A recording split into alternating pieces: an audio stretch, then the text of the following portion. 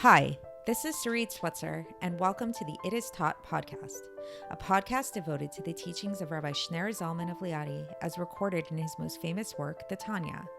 My hope for this show is to make these teachings accessible and relatable to the average person, regardless of prior Jewish education or affiliation. The episodes follow the prescribed daily study portions and are meant to serve as practical lessons in how to live your life as your true self and develop an authentic and powerful relationship with your Creator. I have personally experienced the effects the study of this work has had on me, and I'm excited to share what I can of this knowledge with you. So please join me on this journey of learning, self-growth, and connection with your source.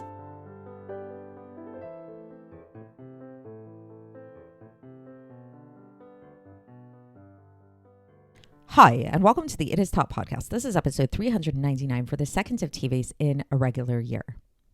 So throughout the world, we find that many cultures have a tradition of evil, a tradition of understanding that there's some kind of evil force in the world, a force of darkness in the world. Sometimes they'll call it Satan or the devil or just darkness. You know, we see this in popular culture as well. There's often this fight between both sides. I'm not a Star Wars fan, but I've heard that a lot of Star Wars is really based around this idea of the sides of light and darkness fighting against one another. Today, we're going to be looking at this from a Jewish perspective, more specifically from a Kabbalistic or Hasidic perspective as given over by the Alter Rebbe, the author of the Tanya. So now, when you think about this side of darkness, this other side, as it's called in Kabbalah, in Aramaic, the Sitra Achra, what images come to your mind? What images does this conjure? Maybe you think of a really wicked person, like a mass murderer, for example, right? Or maybe you think of someone abusing someone else or being mean to someone else, or like really being out there looking for to cheat and steal, you know, something along those lines. And unfortunately, that we have many examples like this that we can pull from in our world of people really displaying like overt evil in this way. But what we're going to be learning about today, interestingly enough, is that this other side, while yes, it's the origin of these really overt evil behaviors and evil things in the world, it's actually the seat of many other things as well. And the category of things, the category of behaviors and character traits that fall into this category of being sourced in the quote unquote other side is actually extremely broad. And it actually can be summarized in one simple way, namely any character trait or any behavior, whether it be thought, speech, or action, that is not explicitly directed towards God, towards our Creator. So this is pretty intense if you think about that, right? And how is this? How is this so? So there's this idea that's brought out in the Tanya. We already started to introduce this idea, and it's going to be delved into in much further detail further on, especially when we get to the section of Shar Yechud Ve'emunah, that basically the only true reality of the world is godliness. And any sense that we have that something exists in the world that is not godliness is an illusion on our part. It's an illusion that God put into place for a purpose. And what that purpose is for another time. But part of that purpose is actually just overcoming the illusion and actually just recognizing the fact that it is an illusion and the true reality of the world is godliness, and that nothing exists apart from Him. So if we were really living in reality the way that we should be in our fullest potential, we would be walking around with this totally embodied awareness of God on every single level of our being, and every single behavior, every single action we would do would be directed towards Him, because this is the true reality of our lives, of the world. Alas, this is not the case, right? Right now, when we're living in exile and we're still imperfect people, we still do have what we know of as an ego. We still have this awareness of self as being apart from God, as false as this might be. So this is what we're going to be exploring today, is what is the source of this ego, so to speak, this source of having a sense of being other than God, of things existing apart from godliness in our consciousness. So we've already brought up this idea in the Tanya of every Jew having two souls, right? We spoke about how there's the animal soul and there's the godly soul. And in a couple of previous episodes, we really got into the study of the godly soul. And we spoke about how the godly soul is made up of 10 attributes, 10 spheros, we can call them. And that these 10 attributes are further subdivided into 3 intellectual attributes and 7 emotive attributes. And that the way that these attributes, these 10 attributes manifest themselves is through 3 garments of the Torah, namely thought, speech, and action. And this allows these attributes of the godly soul to manifest themselves and to really, do their purpose in the world. So today what we're going to learn is more about the animal soul and how the animal soul has a similar makeup to the godly soul, but just in a parallel way, and is sourced from this place of this other side. And as mentioned, we'll see that this other side is not just like this place of like overt evil and decadence and all that kind of stuff, but it's literally just the consciousness and focus on something other than God. For context, we're going to be beginning a new chapter today. It's chapter 6 of Likkutei Amarim. And the Alter Rebbe begins here by telling us that God created, it's called in Hebrew, ze l'umat ze, like this paralleling this. So meaning to say that just like everything, there's a principle that everything that we find in holiness is found in a mirror image kind of way, but as we'll see, like sort of a distorted mirror image kind of way on the other side. Okay, so how does this work? So the Alter Rebbe explains that just like, as we learned, the godly soul is made up of 10 spheros, 10 holy spheros, and that it gets clothed in 3 holy garments, as we've spoken about previously. So too do we find that the other soul, this is the animal soul, has a similar makeup. So what is this other soul? So he doesn't actually use the term animal soul here. He says it's the soul of the sitra achra, the soul of the other side, and it comes from the klipos noga. So what are the klipos noga? So we've already spoken about this a little bit, but I'll just reiterate it. So klipa in Hebrew means a shell, a husk, like kind of like if you have like a fruit or a nut or something in the shell of that fruit or nut. So throughout our world, there are found these different klipos in the world, and these are different types of things that conceal godliness from the world. There are different types of klipos. There are 2 main categories of klipos that the Tanya speaks of. There's the 3 impure klipos, the shalosh klipot atmeot, that can be thought of as like being really opaque klipos, like where they do not reveal godliness at all. So anything that comes from the 3 impure klipos is like a total concealment of godliness. And then we have this interesting category called klipas noga. Klipas noga, so the word noga in Hebrew is an interesting word. It literally means luminous. I think in a previous podcast episode, somebody pointed out to me that I falsely translated it to mean translucent, when really the better translation is luminous. But I do think that thinking of them as being more translucent is helpful, because what distinguishes klipas noga from the 3 impure klipos is that it does allow for some godliness to shine through.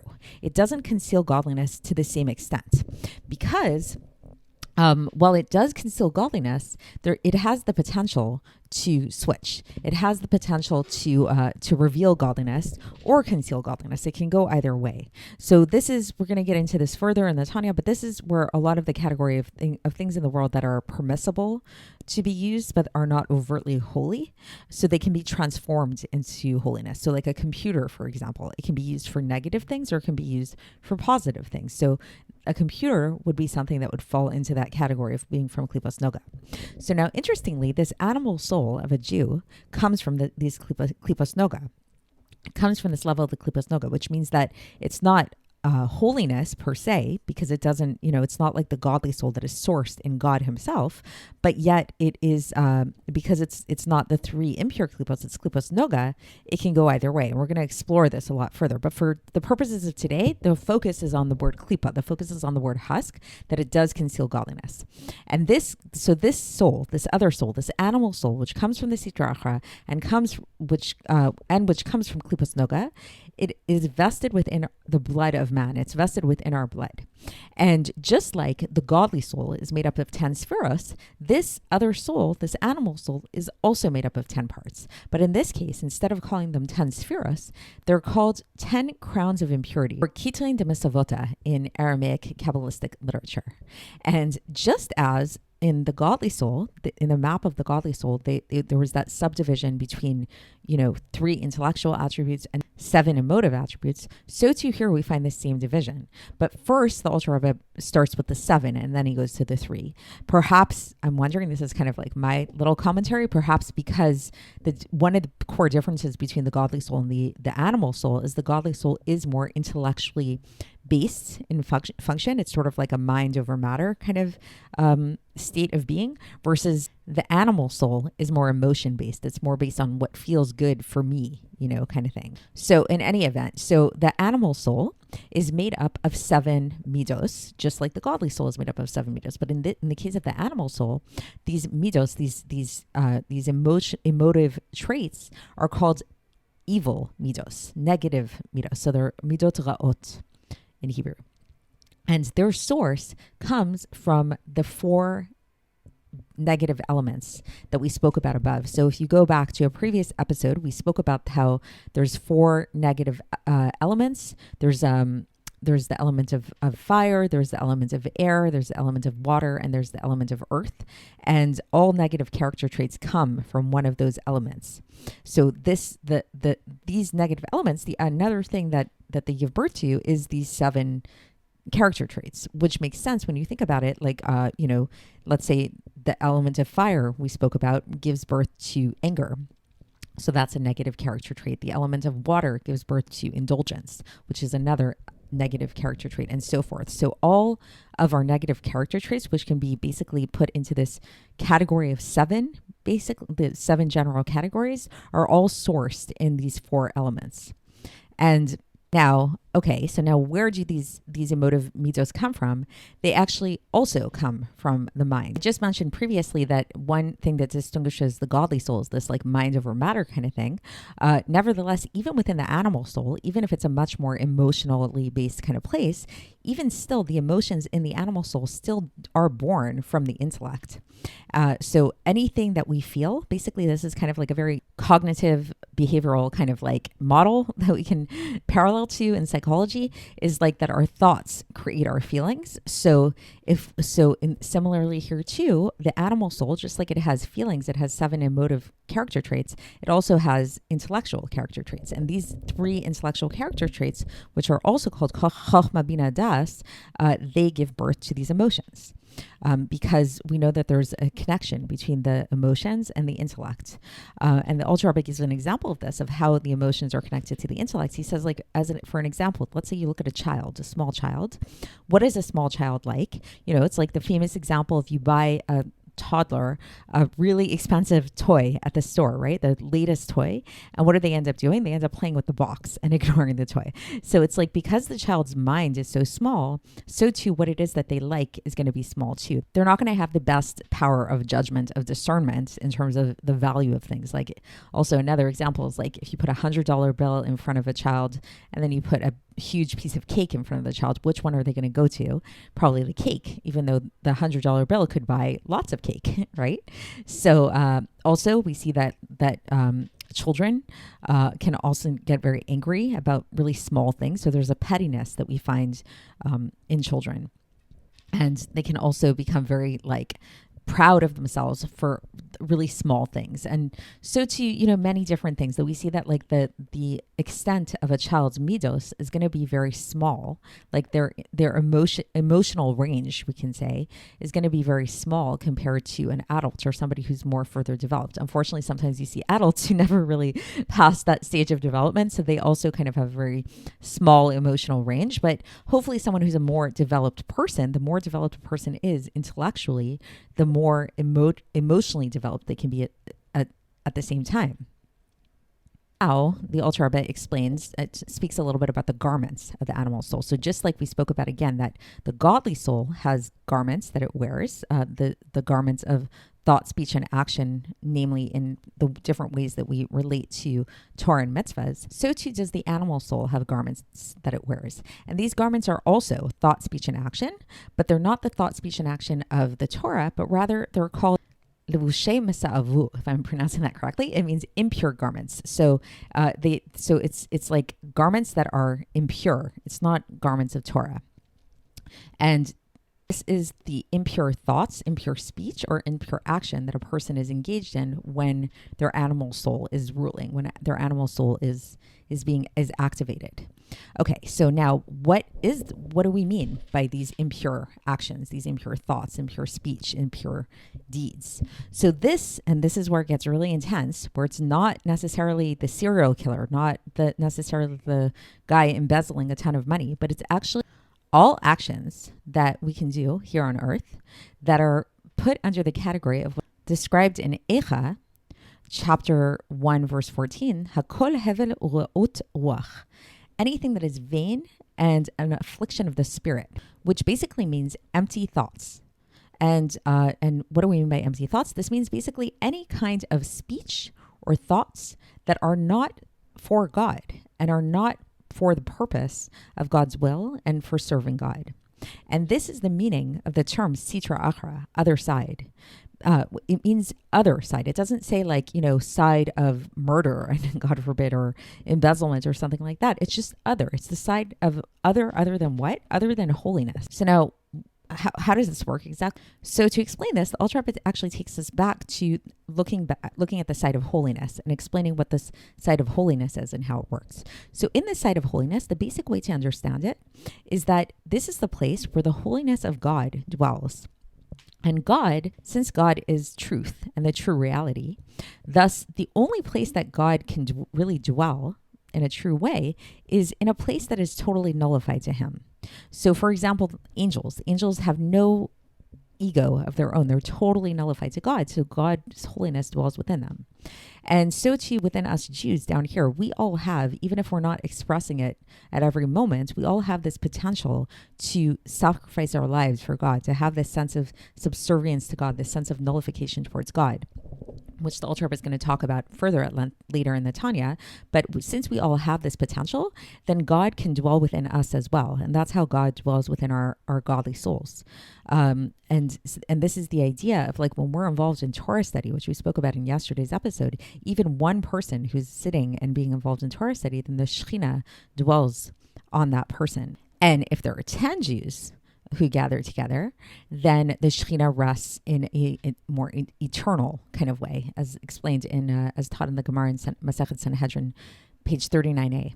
So that's the end of this section for today. And the Alter Rebbe is going to continue this tomorrow when he gets further into these shells, these klipos, and this other side, and what the contrast to this state of nullification is to God. But so just to sum up today's episode, we basically started exploring this concept of the other side, this side that is not holy, this animal soul, which is not the godly soul.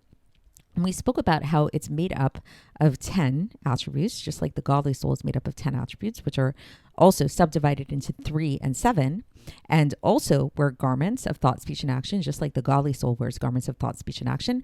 But the difference here actually is that these garments are unholy and that these traits are negative traits. And what we mean, the way that we've defined negative traits, is any traits or any actions, any behaviors that are not explicitly for the purpose of serving God. Because, as we explained, holiness is the whole idea of holiness. What makes something holy, what makes something into a holy being, is its state of nullification to its creator, because godliness is the true reality. So to be continued tomorrow, and I will speak to you then. Thanks for listening to the It Is Taught podcast, hosted by Sarit Switzer. This podcast is dedicated in loving memory of my maternal grandfather, Avraham Yitzchak ben Binyamin HaKohen of blessed memory. Music by Shoshana. If you enjoyed this episode and would like to support the show, please share it with others and subscribe on YouTube, Apple iTunes, Spotify, or wherever you listen to podcasts. And make sure to leave us a 5-star review. To find out more about the It Is Taught project, including more information on my soon-to-be published book, please visit our website, itistaught.com. To catch the latest from me, follow me on Facebook, Instagram, and Twitter. Looking forward to speaking with you tomorrow, and until then, have a great day.